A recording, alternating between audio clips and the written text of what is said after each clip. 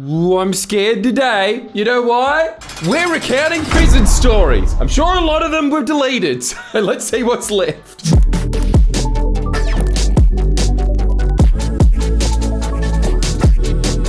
You know what the drill is. We ask people to send in their stories about X-related thing, and then X-related people tell us, you know, over and over again, a lot of shit. So let's see.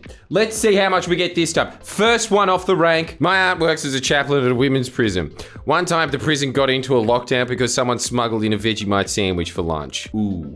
Hard. Like, just sport. Why can't we just get to the guys' ones? The women can and will use anything to make some prison hooch. Hey, now we're getting somewhere. How the hell do you make hooch out of Vegemite? God, I gotta find out, because I know that video will rate. Tune in for that one, because I can guarantee you there's a high chance of me going blind on that. I was hanging out in one of my neighbor's cells when this younger lad full-on sprints in, slams the door shut, locks it behind him. Startled, I ask him what's going on. He says, X is after me. Fucking, I bet you that's actually his name. Yeah, it's on my fucking birth certificate. My mum can't spell. Either that or it's one of Elon Musk's kids. X is a Patch Bikie Club member known as a bit of a prankster with a rather homoerotic sense of humor. Well, you know, this is always going to be a good gag to pull my finger.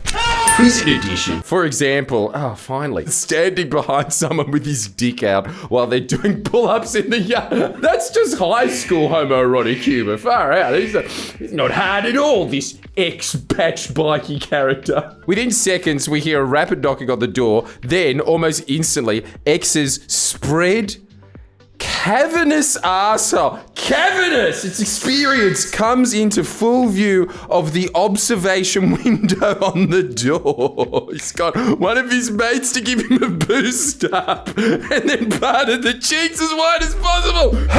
Pressed as close to the window as possible. Holy fuck, it's like looking at a giant squid in 20,000 Leagues Under the Sea. This still plays on my mind nearly 10 years later. I think we lost him.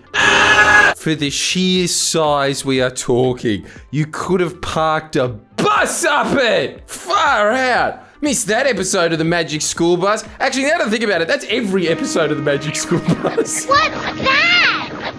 Girl, that's a booty hole. Not a prisoner, but was a correctional officer. After a couple of months working there, I was called to the supervisor's office. He had a very interesting photo of an x-ray of someone's stomach framed on his wall. Is there any difference between prison and jackass? Look, it's the Magic School Bus. When I asked about it, the supervisor regaled me with the story of a prisoner whose name I'll keep out. This prisoner was a very polite and charming young man to most staff and prisoners. However, when he felt slighted, would go insane. This prisoner ended up protesting whatever it was he was against at the time by eating things you aren't meant to, which is considered self-harm and ends with procedural charges. Oh, I eat McDonald's as well when I'm angry. They had to put this man in an observation chamber with barely anything in it because he would eat even his own clothes. Holy fuck, I understand why he kept his name out. It's Shoe Nice. Blankets. No, I stand corrected. It's Shoe Nice's grandma. And anything else he can find. This man would then try and grab officers through the trap of the door when they went to feed or talk to him to attack them or take pens and badges. Dude, like, okay, I think what's happened with this man is, yes, he should be put behind bars, but he should be put behind the bars of a freak show. That's an act. Come witness whatever his name is, now performing to an audience of just the prison warden. Oh, this is my 5th encore today. This hero of a human being, not once, not twice, but managed to crush and eat the same officer's eyeglasses 3 separate times. Holy fuck, I thought glasses were supposed to make you smart. On the 3rd time, he swallowed the glasses whole right off the c***'s How? How did he do that? Okay, was he a snake? Did you accidentally imprison a snake? Did he bite a kid and he's doing hard time for that? And the supervisor then framed the portrait of the x-ray of the prisoner's stomach, it goes full circle, with a pair of glasses very visible. I'd never thought a prison warden would have a sense of humor. I then continued to work there for 3 years where nothing anywhere near as cool happened. Yeah, but that's because you didn't go in there and taunt him. Drop the soap and no one hit. Holy fuck.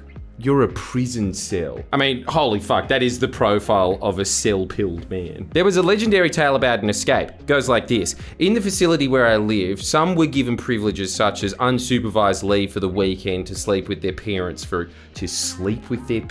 No wonder they're in prison. Look, even if that's not the literal interpretation of this story, I'm sure that it is going to be good, but you know, let's be very careful with our phrases when talking about prison. You would imagine that some people pack a lot of stuff in their suitcases for such occasions. Yep, Mum needs a bad dragon. So one of the guys goes on unsupervised leave. So far, so good. But now this guy doesn't have clothes in his suitcase. And why would he need them? No. He has one of his group mates stashed inside the suitcase. Take that, Great Escape. I'm assuming you fucking outdated shit film. They got out, never thinking it would actually work. Yeah, how could you? How could you think that that would work? Jesus Christ. The sniffer dog's just for show. So when they were outside, the escaped inmate just walked back because he had no further escape plan. Oh, that's so sad. I'm free. Fuck, now I have to pay rent. Yeah, I'm not gonna lie, boys, I didn't think it was gonna work, hey? And did not like the prospect of being hunted by the police.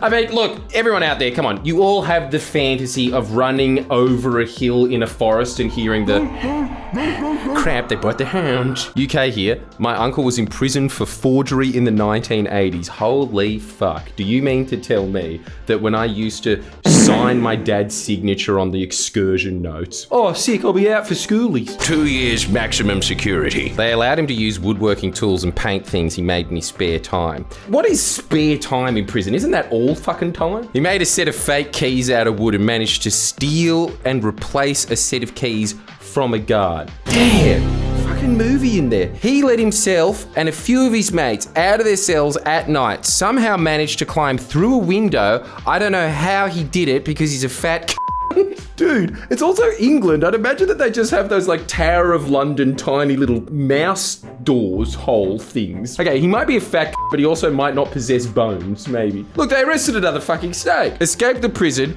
and went and got hammered in a nearby pub. Isn't this incredible? Everybody that escapes prison is like, yeah, free at last, boys. What? 2 bob a pint? I'm going back, fuck it. Did 5 years in a slammer here in Alaska, USA. Dude, I'm being serious when I say this. I would trade lives with you in a fucking second, you side-kicking Breaking Bad That honestly sounds sick. I hope that you wrote a diary in there. We had a duo known as Big and Little. Duo? What, a comedy act or what? Big and Little is a fucking comedy act. It's Penn and Teller in Alaska. Little was a little person. That's way better than Penn and Teller. Teller is a little person, but not a real little person. Think about 3 feet. Oh, I am. 1 meter tall, Oompa Loompa size, and weighed around 80 pounds or 36 kilo. Thank you for translating in the metric system, by the way. They taught you some matters in there. And Big was a mentally handicapped. Oh, of course he fucking was. Oh my God. It's a comedy act with Of Mice and Men class. 6'5" foot, 2 meter. You know, fair enough. Yeah, close. 400 pound, roughly 180 kilo man. What they would do anytime Little had a problem with someone is he would get on Big shoulders, spread his arsehole against the fucking door, piggyback style, and he would guide Big to the cell of his victim. They would go beat up whoever it was. What is this, fucking Power Rangers? How does that help? It's like, isn't it harder to beat someone up? This guy's just like a fucking prison ratatouille on him. It gives him brain power. They would go beat up whoever it was, then leave, and as Big was mentally handicapped, he normally wouldn't be charged for this, and as Little technically did nothing wrong, he would never be charged. Holy fuck, he's literally a little genius. I have a lot more stories, but this is the best one that I can say without repercussion. Prison in Alaska sounds fucking epic, dude. Go back. Have you seen anything that entertaining on the outside? You fought a Castlevania boss. I was a sweeper and somebody asked me for an employment form. You could only apply for the jobs in your particular area by circling where you want to work, cabinet shop, print shop, etc. Anyway, this guy came back with his form filled out 10 minutes later and he didn't circle any jobs. Instead, he wrote in massive letters, KFC. Yes, smiley included. How could you not be happy? It was Big's employment form, wasn't it? Ain't gonna be like Willy Wonka except chicken. Yay, I can man Oompa Loompa then. There was also a time a guy snapped a plastic fork in half and stuck it down his urethra. How does that get no more context than that? That's it. We never saw him again. Oh, okay, there you go. There's the extra context. Not sure it counts, but my old man worked for a juvie, Angelwood. Why the fuck is it called that?